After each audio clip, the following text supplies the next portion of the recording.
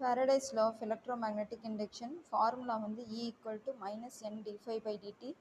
So இந்த law என்ன சொல்லுது அப்படின்னா, இப்போ ஒரு மேக்னெட்டிக் ஃபீல்டு வந்து சேஞ்ச் ஆகுது அப்படின்னா அதில் உள்ள கண்டக்டரில் வந்து இஎம்எஃப் எலக்ட்ரோமோட்டிவ் ஃபோர்ஸோ இல்லை இன்டியூஸ்டு வோல்டேஜோ வந்து ஜென்ரேட் ஆகுன்னு சொல்கிறாங்க.